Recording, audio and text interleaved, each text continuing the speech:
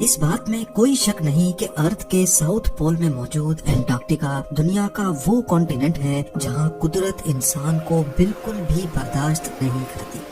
یہ دنیا کا سب سے ٹھنڈا، سب سے دور، سب سے ویران اور سب سے خشک ترین کانٹیننٹ ہے، لیکن ان سب مشکلات کے بعد بھی یہاں پچھلی کئی صدیوں سے انسان واقعی میں رہتے ہیں۔ لیکن سوال یہ ہے کہ آخر کیسے؟ انٹارکٹیکا اتنا بڑا کانٹیننٹ ہے کہ اس میں پورا امریکہ اور پورا انڈیا ایک ساتھ فٹ آ سکتے ہیں۔ امیجن کریں کہ اتنے بڑے کانٹیننٹ کا 98% حصہ گہری برف سے بھرا ہوا ہے، اتنی گہری کہ یہاں کئی حصوں میں 5 کلومیٹر ڈیپ تک صرف برف ہی برف ہے۔ ویسے تو یہاں ٹیمپریچر -60 ڈگری سیلسیس تک جاتا ہے، لیکن سال میں 1 یا 2 مرتبہ یہاں گرمی بھی پڑتی ہے، پر اس گرمی میں بھی یہاں کا ٹیمپریچر -12 ڈگری سیلسیس ہوتا ہے۔ کیونکہ یہاں پورا سال ٹیمپریچر فریزنگ پوائنٹ سے کم ہی رہتا ہے، اسی وجہ سے یہاں برف میلٹ ہی نہیں ہوتی۔ ہر سال انٹارکٹیکا میں 2 انچ ایڈیشنل برف پڑتی ہے۔ ویسے تو یہ فگر بہت کم ہے، لیکن پچھلے کروڑوں سالوں سے 2 انچ کر کے یہاں برف کی لیئرز بڑھتی ہی چلی جا رہی ہیں۔ صرف برف اور شدید ٹیمپریچر ہی یہاں زندگی کے لیے مشکلات پیدا نہیں کرتے، بلکہ انٹارکٹیکا میں ہیومیڈیٹی نہ ہونے کے برابر ہے۔ نارملی ہمارے پاس ہوا میں 40% سے لے کر 80% واٹر ویپرز ہوتے ہیں، جو انسانی صحت کے ساتھ ساتھ ایکو سسٹم کے لیے بھی بہت فائدے مند ہوتے ہیں۔ لیکن انٹارکٹیکا میں ہیومیڈیٹی لیول صرف اور صرف 0.03% ہی ہے۔ یہی وجہ ہے کہ انٹارکٹیکا میں اسکن ڈیزیز اور باڈی کا ڈی ہائیڈریٹ ہونا بہت ہی کامن ہے۔ اس کے ساتھ ساتھ ساؤتھ پول سی لیول سے 9800 فٹ کی ایلیویشن پہ ہے۔ یہ اتنا ڈیڈلی تو نہیں ہے، لیکن زیادہ تر لوگوں کے لیے یہ ایلیویشن ان کی مشکلات میں اضافہ کر دیتی ہے۔ کل ملا کر بات یہ ہے کہ انٹارکٹیکا انسان تو دور کی بات بلکہ کسی بھی جاندار کے لیے بنایا ہی نہیں گیا، لیکن پھر بھی انسان یہاں موجود ہے۔ اس کی صرف ایک ہی وجہ ہے اور وہ ہے ریسرچ۔ جس طرح اسپیس بھی انسان کے لیے نہیں بنائی گئی، لیکن پھر بھی وہاں ISS میں انسان ریسرچ پرپس کے لیے رہتے ہیں، اسی طرح انٹارکٹیکا میں بھی سائنٹسٹ کو ریسرچ کے لیے بھیجا جاتا ہے۔ یہ ہے یہاں کا ایمنڈسن اسکاٹ ساؤتھ پول اسٹیشن۔ یہ ایک امریکن بیس ہے جہاں پر گرمیوں میں 150 اور سردیوں میں ٹوٹل 45 سائنٹسٹ اور اسٹاف رہتے ہیں۔ یہاں تک ان کو پہنچانے کا صرف ایک ہی ذریعہ ہے اور وہ ہے بائی پلین۔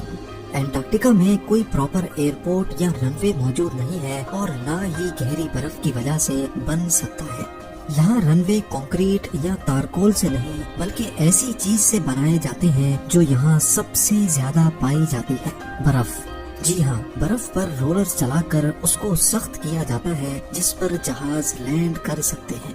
انٹارکٹیکا میں لینڈ کرنے کے لیے بھی پائلٹس کی پہلے اسپیشل ٹریننگ کی جاتی ہے، کیونکہ یہ عام رن وے نہیں بلکہ بہت ہی سلپری ہوتے ہیں۔ کارگو پلین کے کیسز میں تو جہاز کے لینڈنگ گیئر کی جگہ ایک اسپیشل اسکی لینڈنگ گیئر لگا ہوتا ہے، کیونکہ کارگو پلین کا وزن بہت زیادہ ہوتا ہے اور اگر اس کے لینڈنگ گیئر میں ٹائر لگے ہوں گے تو وہ لینڈنگ کے وقت برف کے اندر دھس بھی سکتے ہیں۔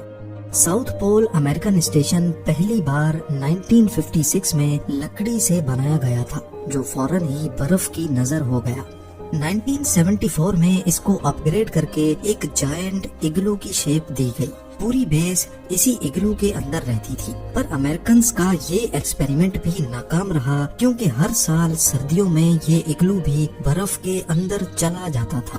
کیونکہ انٹارکٹیکا ساؤتھ پول میں ہے جہاں 6 مہینے سورج ہوتا ہے تو رات ہی نہیں ہوتی، اور اگلے 6 مہینوں تک رات ہوتی ہے تو سورج نکلتا ہی نہیں ہے۔ اسی وجہ سے جن 6 مہینوں میں صرف رات ہوتی تھی تب اگلو کو برف سے باہر نہیں نکالا جا سکتا تھا، یعنی اسٹاف کو اگلے 6 مہینوں کا ویٹ کرنا پڑتا جس میں کھدائی کر کے اس کو برف سے باہر نکالا جاتا تھا۔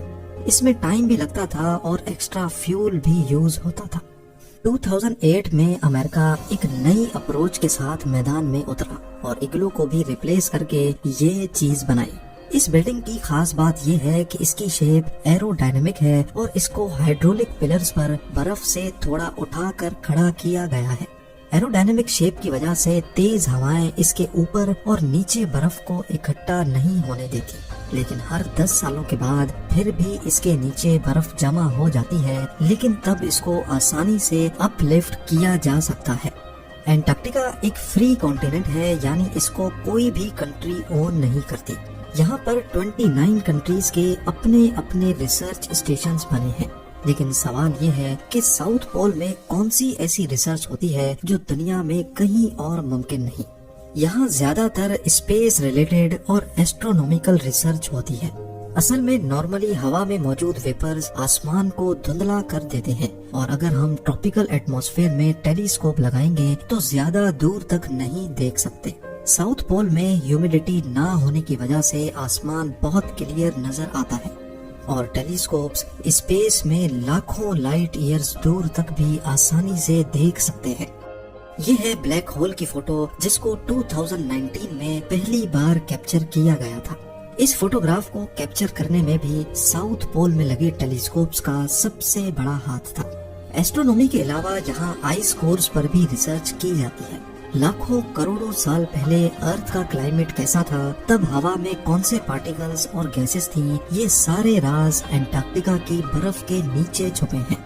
इन आइस कोर्स को निकाल कर रिसर्च की जाती है और ये पता लगाया जाता है कि किस दौर में यहाँ क्या कुछ हुआ था। साउथ पोल में हार्श वेदर कंडीशंस की वजह से यहाँ कम से कम रिसर्चर्स को भेजा जाता है। रिसर्चर्स सिर्फ इक्विपमेंट लुक आफ्टर करते हैं और सारा डाटा उनको यहाँ से बाहर अपनी अपनी कंट्री में भेजना होता है।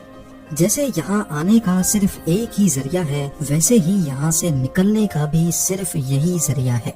साउथ पोल में सिर्फ 3 महीनों का पीरियड होता है जिसमें एयरक्राफ्ट्स आ या जा सकते हैं। बाकी पूरा साल यहाँ से बाहर निकलना करीब इम्पॉसिबल है। एंटार्क्टिका से भी दूर ह्यूमैनिटी अगर कहीं और है तो वो है इंटरनेशनल स्पेस स्टेशन में। लेकिन यहाँ मौजूद एस्ट्रोनॉट्स को भी अगर स्पेस से एवैक्यूएट करना हो तो वो किसी भी वक्त अपने आप को ओशन में लैंड करवा सकते हैं। लेकिन एवैक्यूएशन का ऑप्शन एंटार्क्टिका पर अप्लाई ही नहीं होता।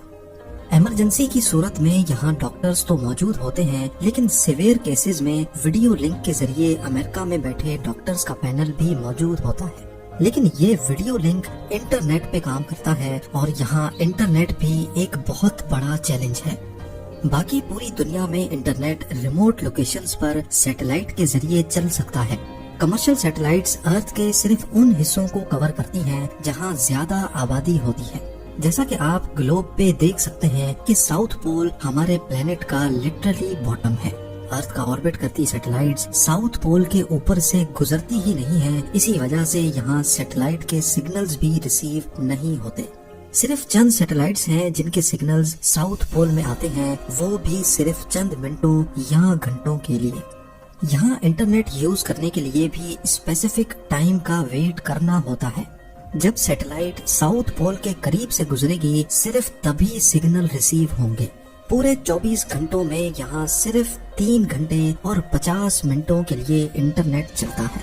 इसी टाइम फ्रेम में साइंटिफिक डाटा भी ट्रांसमिट किया जाता है और रिसर्चर्स अपनी फैमिली से कनेक्ट हो पाते हैं। इसके अलावा साउथ पोल में वेस्ट मैनेजमेंट भी एक बहुत बड़ा इशू है। इंटरनेशनल लॉ के मुताबिक इस कॉन्टिनेंट को पॉल्यूशन और वेस्ट फ्री रखना सबकी जिम्मेदारी है, क्योंकि अगर यहाँ थोड़ी सी भी पॉल्यूशन हुई तो वो साइंटिफिक रिसर्च को असरअंदाज कर सकती है।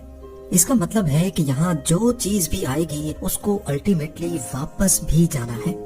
यहाँ स्टेशंस का वेस्ट पूरे साल इकट्ठा करके उसको कोस्ट पे मौजूद मैकमुर्दो स्टेशन पे ट्रांसफर किया जाता है, जहाँ इस वेस्ट को प्रोसेस करके साल में सिर्फ एक बार आने वाली शिप पर वापस यूएस रवाना कर दिया जाता है। विंटर सीजन में साउथ पोल स्टेशन पे सिर्फ 45 लोग होते हैं। इन लोगों को बड़ी एहतियात से जांच पड़ताल करके इस मिशन के लिए सेलेक्ट किया जाता है, क्योंकि ये वो पीरियड होता है जिसमें अगर कोई नाकहानी हो गई तो उनका यहाँ से निकलना या बाहर की दुनिया का इनको रेस्क्यू करना नामुमकिन होता है। ये क्रू हर तरह की सिचुएशन से निपटने के लिए फिट होता है। इस पीरियड में 6 महीनों तक सिर्फ रात होती है। एंजाइटी, डिप्रेशन और होम सिकनेस के अटैक्स बहुत कॉमनली पाए जाते हैं, और इस मुश्किल घड़ी में यहाँ कम्युनिकेशन भी ना होने के बराबर होती है। پورے 6 مہینوں تک انتہائی لمیٹڈ ریسورسز پہ گزارا کرنا اس کریو کا ایک ایسا کارنامہ اور سیکریفائس ہے جس کو ایک چھوٹی سی ویڈیو میں ایکسپلین کرنا میرے لیے بہت ہی مشکل ہے۔ آپ لوگوں کے پیار بھرے کامنٹس کا بے حد شکریہ۔ ملتے ہیں اگلی شاندار ویڈیو میں۔